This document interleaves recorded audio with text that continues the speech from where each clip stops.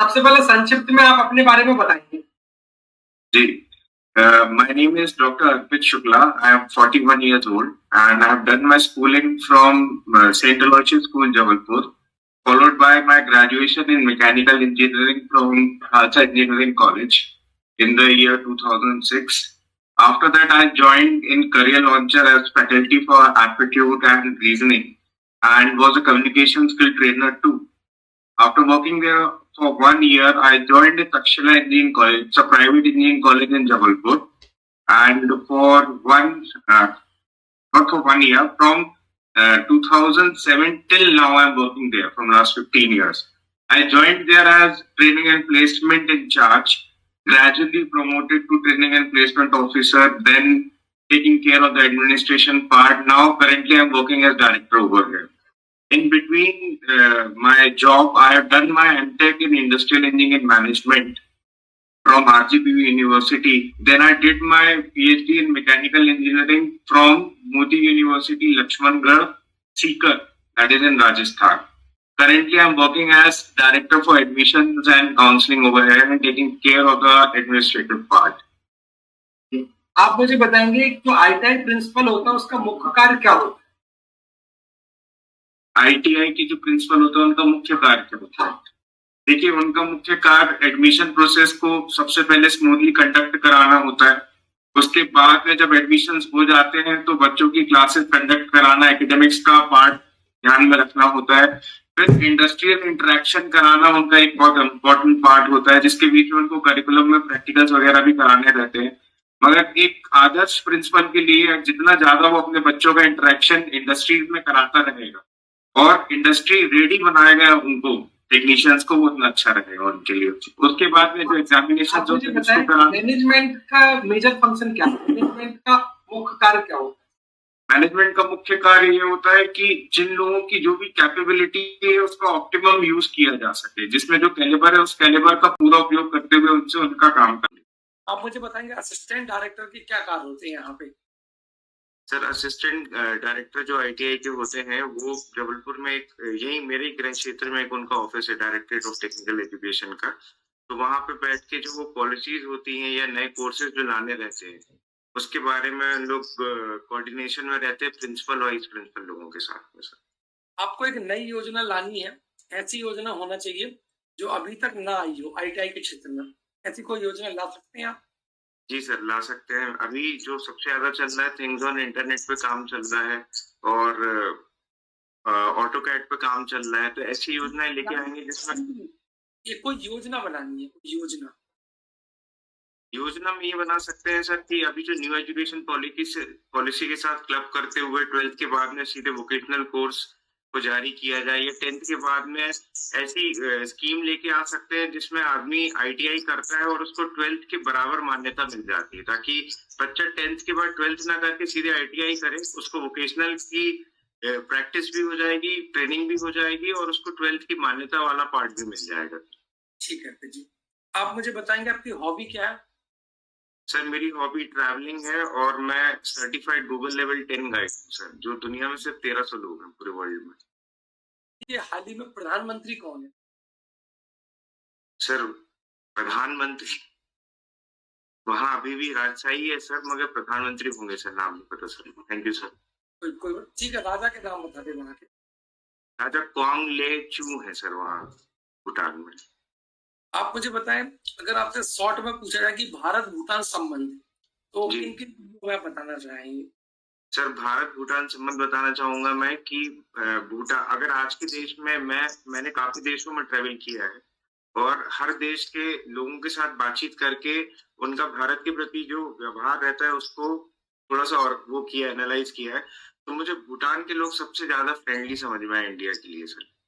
एक तो मतलब ऐसा बोलना नहीं चाहूंगा, वहाँ एक भी मुस्लिम आबादी नहीं है और उनके यहाँ सिर्फ भूटानी हिंदू या भूटानी बौद्ध लोग ही रहते, और उन लोगों ने हर जगह इंडिया का साथ दिया सर, चाहे चाइना के साथ वॉर हो, चाहे वो डोकलाम पास को लेके विवाद हुआ हो, तो वहां पे डोकलाम की चर्चा, डोकलाम एग्जैक्ट कहाँ आता है? डोकलाम बिंदु कहाँ पे? डोकलाम पॉइंट जो आता है सर, ये लद्दाख लेह के पास में आता है और वहां पे 5 फिंगर माउंटेन करके एक जगह है जहाँ पे भारतीय सेना की टुकड़ियां और चाइना की सेना की टुकड़ियां शामिल हैं। तो वहां पे इंडिया के साथ में इंडिया और चाइना का जो रिलेशन है वो नो वेपन रिलेशन है सर, वहां पे हथियारों का उपयोग नहीं होता है। तो कई बार अभी वहां पे एक कोई सुनिश्चित बाउंड्री नहीं बनी हुई, जिस चक्कर में कभी कभी काफी विवाद होने लगता है उस जगह को लेकर। आप मुझे बताएंगे कि अभी रिपब्लिक डे पे हमारे चीफ गेस्ट कौन होंगे? सर इंडोनेशिया के प्राइम मिनिस्टर है हमारे चीफ गेस्ट है सर। हाल ही में किस संगठन में शामिल हुआ है?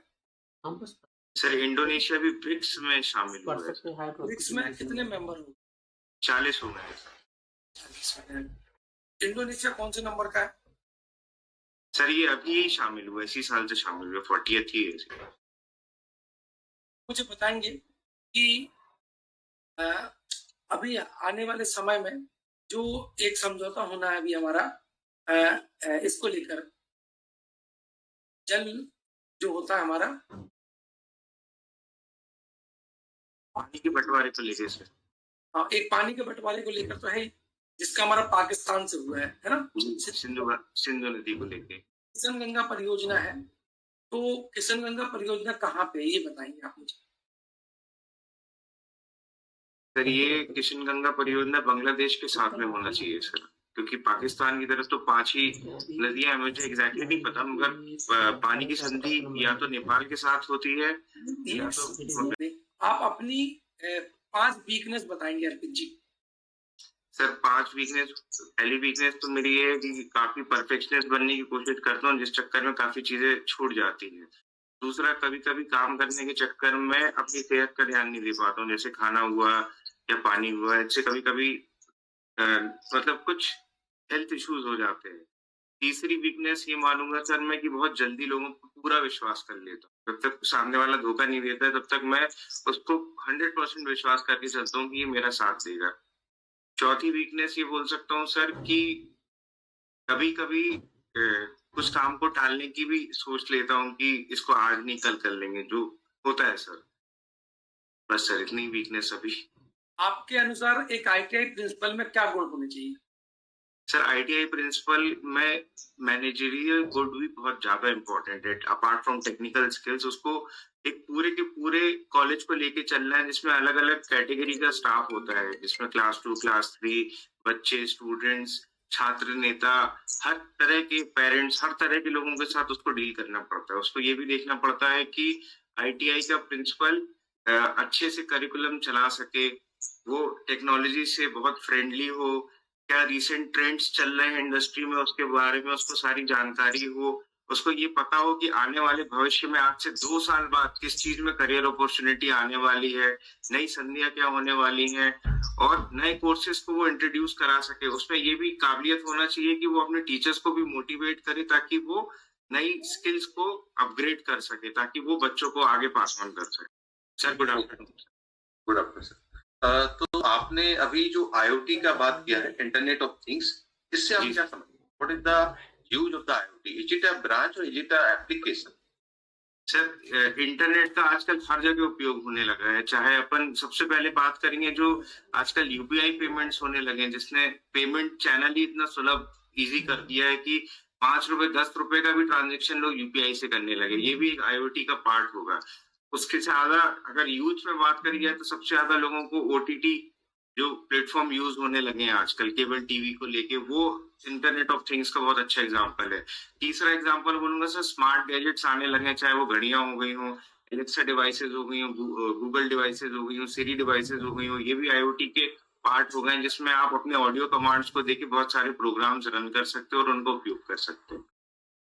तो इंटरनेट ऑफ थिंग्स, जैसे कि आपने 3 एग्जांपल दिए, आपने तीनों एग्जांपल इंटरनेट से रिलेट दे दिए, जैसे कि इस नाम इंटरनेट ऑफ थिंग्स में इंटरनेट जुड़ा हुआ है। तो क्या और एग्जांपल हो सकते हैं? चलिए इसको छोड़ देते, ये बहुत ही बेसिक सी बात है। ये आप जिस पोस्ट पे हैं उसके हिसाब से बातों को जस्टिफाई नहीं कर पा रहा है। मुझे थोड़ा डीप में चाहिए कि आईओटी में और क्या होता है। क्या आईओटी अभी किसी कॉलेजेस में एज ए इंजीनियरिंग ब्रांच चल रही है या नहीं चल रही है? सर एज चल रही है, काफी जगह चल रही है। आईओटी भी चल रही है, साइबर सिक्योरिटी चल रही है, आर्टिफिशियल इंटेलिजेंस और मशीन लर्निंग की भी ब्रांच आ गई है अभी नए सिलेबस के रूप में। उसमें क्या पढ़ाते हैं? उसमें पूरे 4 साल क्या ये इंटरनेट ऑफ थिंग्स में क्या ये चीजें पढ़ाते हैं? नहीं सर, स्टार्टिंग तो C++, जावा, .NET, ओरेकल जो होते हैं वो सारी लैंग्वेजेस पढ़ाई जाती है। फिर जो लास्ट के सेमेस्टर्स होते हैं उसमें जो अभी रिसेंट ट्रेंड चल रहा है थिंग्स ऑन इंटरनेट को लेके, उन चीजों को ज्यादा फोकस किया जाता है, जैसे चैट जीपीटी हो गया, आर्टिफिशियल इंटेलिजेंस हो गया, इन चीजों पे फोकस होता है। अगर हम बात करें IoT का यूज इन द एग्रीगेशन, सिंचाई, खेती, किसानी, इसमें हम कैसे IoT को ले सकते हैं, कैसे हम इसको? सर बहुत अच्छे, मैंने अभी आपको एक एग्जांपल दिया कि जो आर्टिफिशियल इंटेलिजेंस की डिवाइसेस हैं, एलेक्सा हो गई हैं और गूगल अर्थ हो गई है। मतलब मैं अपना पर्सनल एग्जांपल आपको देता हूँ कि मैंने अपने घर में एक स्मार्ट सिस्टम सेटअप करके रखा हुआ, स्मार्ट हब बना के रखा हुआ है, एक इंटरनेट का राउटर लगा के रखा हुआ और कम से कम 10 से 15 स्मार्ट डिवाइसेस यूज करके रखी हुई है। जैसे घर में पानी का पंप चालू होना रहता है तो वो अपने आप शेड्यूल्ड रहता है, वो एक टाइम पे चालू होता है, अपने टाइम पे एक बंद हो जाता है। गीजर अगर ऑन होना रहता है तो वो शेड्यूल्ड रहता है, वो चालू होता है, बंद हो जाता है। फिश एक्वेरियम में वाटर हीटर ठंड का समय चल रहा है तो ऑटोमेटिकली वो चालू हो जाता है सर, बंद हो जाता है। वाटर डिस्पेंसर यूज करते हैं पानी के लिए, वो रात में ऑटोमेटिकली। तो ये सारी चीजें आप ऑर्गेनाइज कर सकते हैं, रिमोटली कंट्रोल कर सकते हैं। कई बार जैसे मैं घर से बाहर भी रहता हूँ तो मुझे अगर घर की मॉनिटरिंग करनी है तो मेरे घर के सारे CCTV कैमरे, स्मार्ट कैमरेज इंटरनेट से कनेक्टेड रहते हैं, मैं उसी से मैं उसको देख लेता हूँ और कभी चाहता हूँ तो कमांड भी उसके थ्रू दे सकता हूँ। खेती किसानी में भी इसी तरह से आप बोल रहे हैं सब कुछ ऑटोमेटिक कर देंगे, आप ये बोलना चाह रहे हैं? ऑटोमेटिक किया जा सकता है सर, उसको ऑटोमेटिक किया जा सकता है, ठीक है। आपने बोला आप गूगल मैप प्रोवाइडर सर्टिफाइड है, था कुछ बोला आपने, क्या है ये जरा बताएं। अगर कभी आपने नोटिस किया हो कि अगर आप लोकेशन ऑन करके कहीं किसी होटल में, रेस्टोरेंट में, होटल में जाते हैं तो थोड़ी देर बाद आपको गूगल से फीडबैक के लिए कॉल आता है, सॉरी कॉल नहीं आता है, आपको नोटिफिकेशन आता है आपकी स्क्रीन में कि you visited hotel Satya Ashoka or you visited so and so school, तो can you answer some questions. तो ऐसे करके आपको क्वेश्चंस आते हैं तो लोग जो इसको नोटिस करते हैं या इस पे देना चाहते हैं तो कुछ लोग उस पे आंसर्स दे देते हैं। तो मैंने ऐसी इसकी शुरुआत करी थी आज से 5-7 साल पहले। मैं कहीं भी जाता था, ट्रैवल करता था तो मुझसे फीडबैक लिया जाता था, तो फीडबैक देते देते देते मेरे को उसमें पॉइंट्स मिलने लगे सर। तो जब 1,00,000 पॉइंट्स हो जाते हैं तब आप लेवल 10 पे पहुंच जाते हैं। मतलब शुरुआत होती है 1,000 पॉइंट से, 5,000, 10,000, 20,000, फिर 25,000, 50,000 और फिर 1,00,000 पॉइंट। तो 1 स्टार, लेवल 1, लेवल 2, लेवल 3 करते हुए जो लास्ट लेवल होता है वो 10 होता है। 10 लेवल पे सिर्फ वर्ल्ड में 1300 लोग हैं सर। उसमें फोटोज भी अपलोड करना रहती है, रोड्स भी आप ड्रॉ कर दीजिए। अगर आपको कोई नई रोड पता है तो आप उसमें मेंशन कर सकते हैं, कोई एड्रेस गलत दिखा रहा है तो आप उसको मेंशन कर सकते हैं। ठीक है, ठीक है। आपने भी जो लैंग्वेजेस की बात की, C++, जावा, ओरेकल, ये मशीन लेवल लैंग्वेजेस कुछ होती हैं, इनमें से कौन सी लैंग्वेज है machine level language? Sir Oracle है मशीन लेवल। फंक्शन क्या है, मैनेजमेंट का मुख्य कार्य क्या होता है? मैनेजमेंट का मुख्य कार्य ये होता है कि जिन लोगों की जो भी कैपेबिलिटी है उसका ऑप्टिमम यूज किया जा सके, जिसमें जो कैलिबर है उस कैलिबर का पूरा उपयोग करते हुए उनसे उनका काम करवाना। आपके हिसाब से कौन सी न्यू ब्रांच ITI में चाहिए? मेरे हिसाब से आर्टिफिशियल इंटेलिजेंस और IoT ब्रांच जरूर ऐड होना चाहिए। अभी कैलिफोर्निया चर्चा में क्यों है? कैलिफोर्निया में एक बहुत तेज जंगल में आग लगी हुई है जिससे लॉस कौन एंजलिस सी लोकल बिल्ड वहां पर चल रही है जिनसे यहाँ फैली है? मुझे इसकी जानकारी नहीं, मगर आग फैली हुई है काफी दिनों से। अभी भारत तालिबानी वार्ता हुई है, क्या है? भारत तालिबानी वार्ता हुई है कि तालिबान को मान्यता देने के लिए और यहाँ से लोगों की वीजा की सुविधा को सरल बनाने के लिए अफगानिस्तान में, और शिक्षा को लेके उनके साथ में तालमेल बढ़ाने को लेके उनकी वार्ता हुई। और जो सिविल कंस्ट्रक्शन के काम बीच में रुके हैं, मध्य प्रदेश में मुख्यमंत्री कृष्ण पाथे पथ का कहाँ होगा? कृष्ण पाथे पथ, देखिए अभी हाल ही में मैंने एक कार्यक्रम खुद अटेंड किया था भोपाल में, जिसमें स्वयं मुख्यमंत्री जी थे और ये BSTV इस कार्यक्रम का आयोजन करवा रहा था उनके साथ में। और इसमें जिस पाथ पे कृष्ण भगवान जी गए हुए हैं उसमें थोड़ा सा शिवपुरी, ग्वालियर, मुरैना वाला बेल्ट है और इतनी जानकारी है। HMPV वायरस सुना है, आपने चर्चा लगा जी? क्या है HMPV वायरस? सर ये कोविड तरह का एक वायरस है। अभी उसके 3 पेशेंट महाराष्ट्र में मिले थे और जैसे कोरोना के लक्षण होते हैं। पहला पेशेंट कहाँ मिला था उसका?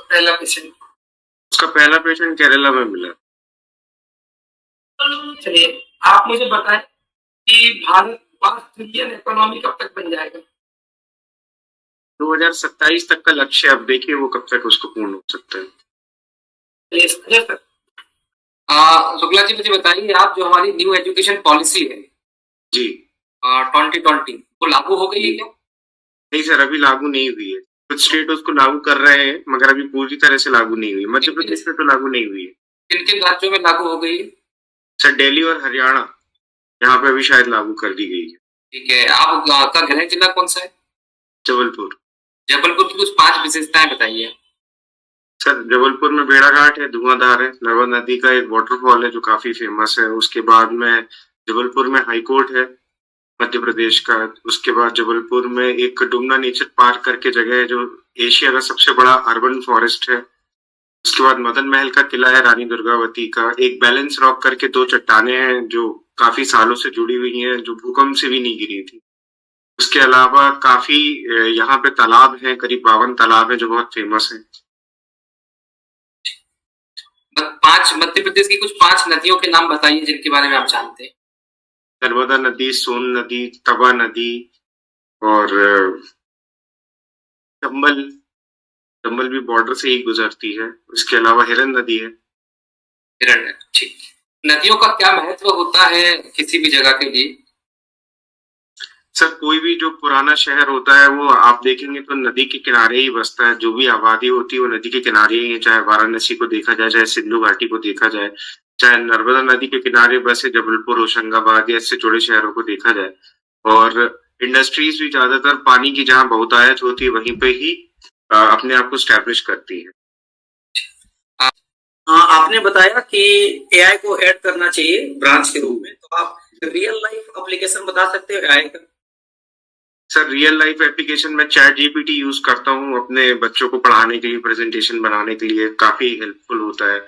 उसके बाद में बहुत सारी लेक्चर्स को तैयार करना, अभी जैसे मैं इसकी एग्जाम की इंटरव्यू की तैयारी कर रहा हूँ तो मैं सिलेबस सीधे चैट जीपीटी में डालता हूँ और मेरे को बहुत अच्छे नोट्स बने मिलते हैं। तो ये तो एक लाइफ एग्जाम्पल। गूगल सर्च भी एआई का बहुत, हाँ गूगल सर्च भी आता है। सर मेरी एक खासियत है, मैं मतलब हॉबीज वाली बात सेक्शन अपना पूरा इंट्रोडक्शन दे नहीं पाया। तो हॉबीज में मैं गूगल लेवल 10 गाइड हूँ सर। ये पूरी दुनिया में सिर्फ 1270 लोग हैं ऐसे वर्ल्ड में। 8 अरब की जनसंख्या में सिर्फ 1270 लोग हैं, उनमें से एक मैं भी हूँ। तो गूगल मैप में मैं फोटोज, मैप, रोड्स बहुत अपलोड करता रहता हूँ। गूगल की काफी जानकारी है। तो एक चीज बताइए, एआई के साथ साथ मशीन लर्निंग और डीप लर्निंग आज के टाइम पे बहुत ज्यादा चल रहा है, तो इसके बीच में क्लासिफिकेशन या डिफरेंस बताइए। मशीन लर्निंग सर अगर अपन मैकेनिकल की टर्म से बात करें सर, तो मशीन लर्निंग में आजकल आप 3D प्रिंटर्स आते हैं, आप उसमें सीधे कमांड दीजिए, आपको कोई टूल का अगर वो बनाना है, मॉडल बनाना है, तो मशीन लर्निंग आपको वो तुरंत उसमें हेल्प करेगा। उसमें एआई अगर आप यूज करते हैं तो वो आपको इमेज भी जनरेट करके देगा, डिजाइन भी बना के दे देगा। तो ये बताइए, जैसे आईसी इंजन में हम लोग अगर नॉकिंग का बात करें, नॉकिंग एंड डिटोनेशन, तो ये क्यों होता है पेट्रोल इंजन में? सर वो फ्यूल और एयर का जो मिक्सचर होता है, जब वो प्रॉपर नहीं होता तब नॉकिंग होती है सर। तो नॉकिंग कहाँ मुझे देखने को मिलता है, दोनों में या ओनली पेट्रोल या ओनली डीजल में? सर पेट्रोल इंजन में ही होती है, डीजल इंजन में नहीं। रीजन बता सकते हैं क्यों होता है? क्योंकि फ्यूल एयर का मिक्सचर सिर्फ पेट्रोल इंजन में होता है। डीजल इंजन में तो सिर्फ हवा को कंप्रेस किया जाता है और नोजल से फ्यूल को उसमें बर्न किया जाता है, नोजल से फ्यूल को स्प्रे किया जाता है। क्या कंप्रेसर रेशियो जो होता है वो इसमें इफेक्ट डालता है? जी सर, पेट्रोल इंजन में 1:8 होता है, डीजल इंजन में 1:16 होता है। तो डीजल इंजन में वैसे ही बहुत ज्यादा कंप्रेशन रहता है। जब पेट्रोल इंजन हम लोग कंप्रेसर रेशियो कितना लेके चलते हैं? 1:8 का लेते हैं। अब आर्क में बात करें, कंप्रेसर रेशियो आर्क, आप एयर फ्यूल रेशियो का बात कर रहे हो। अच्छा, कंप्रेशन रेशियो जो हम लोग करते हैं ना, ऑटो साइकिल में कंप्रेस किया जाता है, सक्शन के बाद कंप्रेशन, जी जी जी। कंप्रेस करते हैं 6 से लेकर हम लोग 10 के बीच में लेके चलते हैं, आइडियली 6, 8, 6, 10 के बीच में लेके चलते हैं। सर वही मैंने 1:8 बोला ना, 1:8 बोला है, 8 तक दबाते हैं उसको, मतलब जो उसका मूल वॉल्यूम है। कम क्यों लेते हैं? पेट्रोल में कम क्यों लिया जाता है? डीजल में ज्यादा होता है, कंप्रेशन रेशियो में ज्यादा होता है, इसी वजह से एफिशिएंसी ज्यादा मिलता है। तो सर पेट्रोल में मॉइस्चर, मतलब जो मिस्ट फॉर्म में फ्यूल होता है और एयर होता है, उनका मिक्सचर होता है, उसको ज्यादा कंप्रेस नहीं किया जा सकता है। और डीजल इंजन में जो प्योर एयर होती है, इसलिए उसको कंप्रेस किया जा सकता है। तो इसमें हम लोग नहीं कर सकते हैं, बिकॉज इसमें जब एंट्री कास्टिंग में कई तरह डिफेक्ट होता है। उसमें बहुत ही फेमस बेसिक डिफेक्ट, जैसे गैस पोरोसिटी, ब्लो होल। तो बता सकते हैं गैस पोरोसिटी क्या है? गैस पोरोसिटी है होती है जब अपन फ्यूल को जब किसी मेटल को मोल्ड करके उसको मेल्ट करके लिक्विड फॉर्म में लेके जब डालते हैं तो उसमें से जो बीच में ऑक्सीजन या एयर होती है उसको निकालने के लिए अपन जो एक